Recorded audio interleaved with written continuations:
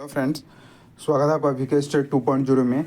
देखिए, आज अध्याय 8 स्टार्ट कर रहे हैं। जीवन जनन कैसे करते हैं। जीव जो है वो जनन कैसे करते हैं, है ना। आइए समझते हैं। देखिए, कह रहा है कि अब आगे बढ़ जाते हैं। जीवों के जनन की क्रिया विधि पर चर्चा करने से पूर्व आइए हम एक मूलभूत प्रश्न करें कि जीव जनन क्यों करते हैं। ठीक है, ये कह रहा है कि हम जीव जनन क्यों करते हैं, जीव जनन पहले क्यों करते हैं उसके बारे में चर्चा करते हैं। वास्तव में पोषण, श्वसन अथवा उत्सर्जन जैव आवश्यक जैसे आवश्यक जैव प्रक्रमों की तुलना में किसी व्यष्टि व्यष्टि का मतलब होता है व्यष्टि का मतलब जीव, औलाद या संतान को जीवित रखने के लिए जनन आवश्यक नहीं है। बिल्कुल, मतलब जैसे अगर हम बात करें पोषण, श्वसन अथवा उत्सर्जन जैसे आवश्यक जो जैव प्रक्रमों की तुलना में किसी व्यष्टि या जीव को जीवित रहने के लिए जनन आवश्यक नहीं है। दूसरी ओर जीव को संतति, है ना, संतति मतलब संतान या औलाद उत्पन्न करने के लिए अत्यधिक ऊर्जा व्यय करनी पड़ती है। ठीक है, दूसरी ओर जो मतलब कोई भी जीव है उसे कोई भी संतान उत्पन्न करना है तो अत्यधिक ऊर्जा व्यय करनी पड़ती है। फिर जीव उस प्रक्रम में अपनी ऊर्जा व्यर्थ क्यों करे जो उसे जीवित रहने के लिए आवश्यक नहीं है। कि कक्षा में इस प्रश्न में संभावित उत्तर खोजना अत्यंत रोचक होगा। आगे बढ़ जाते हैं। हमें विभिन्न जीव इसलिए दृष्टिगोचर होते हैं क्योंकि वो क्या करते हैं, जनन करते हैं, है ना, जनन करते हैं। ठीक है, यदि वह जीव एकल होता तथा कोई भी जनन द्वारा अपने सदृश व्यष्टि उत्पन्न नहीं करता, यानी कोई जीव उत्पन्न नहीं करता, तो संभव है कि हमें उनके अस्तित्व का पता नहीं चलता। बिल्कुल, अगर कोई भी जीव अपना जनन नहीं करे तो कैसे पता चले, फिर उसकी तो पीढ़ी खत्म हो जाएगी। ठीक है, हाँ, इसके बारे में चर्चा किया गया। अब देखिए, यहाँ आ जाते हैं। कह रहा है किसी स्पीसीज में पाए जाने वाले जीवों की विशाल संख्या ही हमें उसके अस्तित्व का ज्ञान कराती है। स्पीसीज का मतलब हो गया प्रजाति, यानी किसी प्रजाति में पाए जाने वाले जीवों की जो विशाल संख्या है ना, हमें उसके अस्तित्व का ज्ञान कराती है कि किस अस्तित्व का है, कैसा है ना। हमें कैसा पता चलता है कि दो व्यष्टि एक ही स्पीसीज के सदस्य हैं। मतलब दो व्यष्टि मतलब दो जीव, है ना, एक ही स्पीसीज के मतलब एक ही जाति के सदस्य हैं। सामान्यतः हम ऐसा इसलिए कहते हैं क्योंकि वे एक समान दिखाई देते हैं। जनन करने वाले जीव संतति का सृजन करते हैं जो बहुत सीमा तक उनके समान दिखाई देते हैं, यानी औलाद या संतान का सृजन करते हैं जो बहुत सीमा तक दिखाई देता है। क्लियर है। चलिए, अब कहते हैं क्या जीव पूर्णतः अपनी प्रतिकृति का सृजन कर लेते हैं, मतलब स्वतः करते हैं ये। देखिए, कह रहा है क्या जीव पूर्णतः अपनी प्रतिकृति का सृजन करते हैं। कैसे करते हैं। विभिन्न जीवों की अविकल्प आकार एवं आकृति समान होने के कारण वे क्या होते हैं, सदृश प्रकृति प्रतीत होते हैं।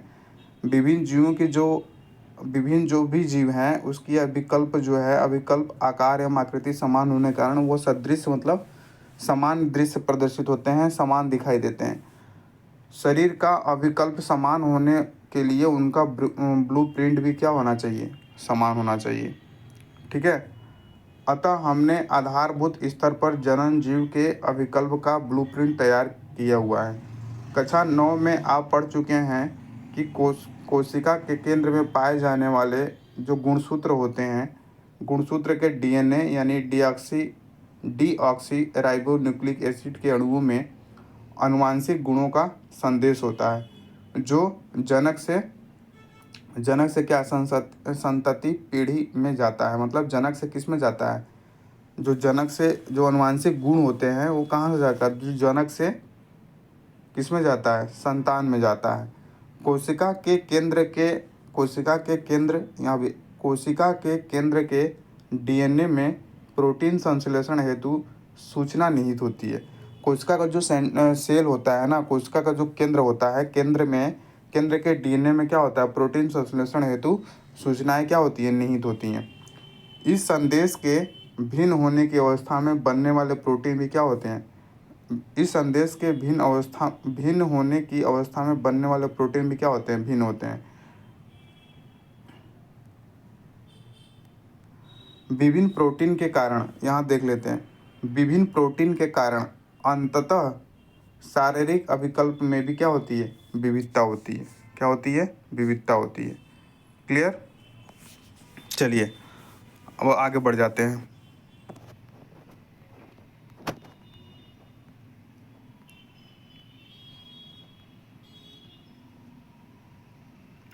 देखिए, जनन की मूल घटना डीएनए की प्रतिकृति बनाना है। डीएनए की मूल, जनन की जो मूल घटना है वो पूछेगा किसकी प्रतिकृति बनाना है, तो डीएनए की प्रतिकृति बनाना है। डीएनए की प्रतिकृति बनाने के लिए कोशिकाएं विभिन्न रासायनिक क्रियाओं का क्या करती हैं, कोशिकाएं विभिन्न रासायनिक क्रियाओं का क्या करती है, उपयोग करती हैं। ठीक है, उपयोग करती है। जनन कोशिका में इस प्रकार डीएनए की 2 प्रतिकृतियां होती हैं। देखिएगा कितनी प्रतिकृतियां, 2 प्रतिकृतियां, तथा उनका एक दूसरे से अलग होना आवश्यक है। परंतु डीएनए की एक प्रतिकृति, जो एक प्रकृति है, क्या करती है, मूल कोशिका में रखकर दूसरी प्रतिकृति को उसे बाहर निकाल देने से काम नहीं चलेगा, क्योंकि दूसरी प्रतिकृति के पास जैव प्रक्रम के अनुरक्षण हेतु संगठित कोशिकीय संरचना तो नहीं होगी। इसलिए डीएनए की प्रतिकृति बनने के साथ साथ दूसरी कोशिकीय संरचनाओं का भी क्या होता है, सृजन होता है। इसके बाद डीएनए की प्रतिकृति विलग हो जाती है। परिणामतः क्या होती है, कोशिका विभाजित होकर 2 कोशिकाएं बनाती हैं। कितनी कोशिकाएं बनाती हैं, 2 कोशिकाएं बनाती हैं। थोड़ा सा ये समझ में आपको नहीं आ रहा होगा, है ना। अभी आगे बताते हैं आपको।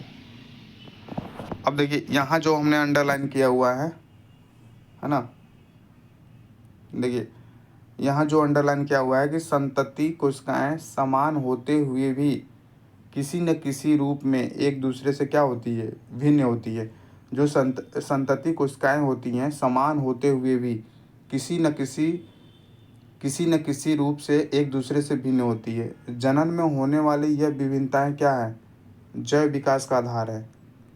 किसका आधार है, जैव विकास का आधार है। जनन में होने वाली यह जो विभिन्नताएं हैं ना, जैव विकास का क्या है, आधार है। ठीक है,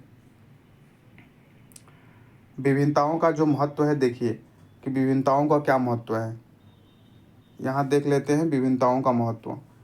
अपनी जनन क्षमता का उपयोग कर जीवों की समष्टि पारितंत्र में स्थान अथवा निकेत ग्रहण करते हैं।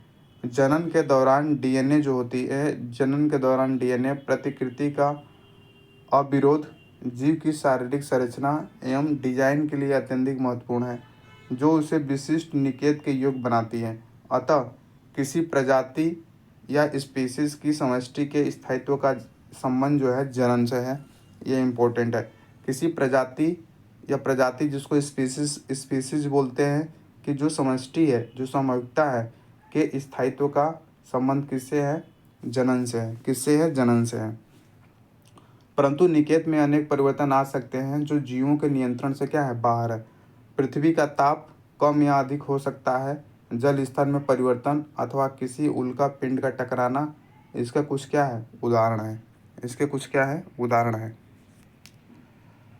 ठीक है, यदि एक समष्टि है ना, समष्टि हमने बताया ना, समष्टि का मतलब क्या होता है। समष्टि का मतलब होता है कि एक ही समय में एक से अधिक क्षेत्र में रहने वाली एक ही प्रजाति के जीवों का समूह। ये हमने मतलब समष्टि का मतलब होता है कि एक ही समय में एक ही क्षेत्र में रहने वाले एक ही प्रजाति के सभी जीवों का समूह, मतलब एक ही प्रजाति के उसमें क्या रहेंगे, जीव रहेंगे। क्लियर हो रही है बात कि नहीं, बिल्कुल क्लियर होनी चाहिए। ठीक है, अब देखिए यहाँ आ जाते हैं वैश्विक या ग्लोबल वार्मिंग। ठीक है, वैश्विक उष्मीकरण या ग्लोबल वार्मिंग के कारण जल का क्या होता है, ताप बढ़ जाता है। तो अधिकतर जीवाणु क्या होता है, बेस्टी मर जाते हैं। अधिकतर जीवाणु की जो बेस्टी होती है वो क्या होती है, मर जाएंगे। परंतु उष्ण प्रतिरोधी क्षमता वाले कुछ परिवर्त ही जीवित रहते हैं तथा वृद्धि करते हैं। अतः विभिन्नताएं स्पीशीज की उत्तरजीविका बनाए रखने में क्या है, उपयोगी है। जो विभिन्नताएं हैं वो जाति की उत्तरजीविका जो होती है, वो जो जाति होती है उसको उत्तरजीविका बनाने के लिए क्या है, ये उपयोगी होती है। क्या होती है, उपयोगी होती है। क्लियर है बात। अभी ये थोड़ा सा स्टार्टिंग है इसलिए आपको समझ नहीं आएगा दोस्त मेरे, लेकिन एक दो बार पढ़ने के बाद फिर ये समझ में आएगा। ठीक है, इसमें कुछ वैसा नहीं है कि समझाने करने वाला है, इसमें आपको पढ़ करके ही वो करना है। ठीक है, ओके।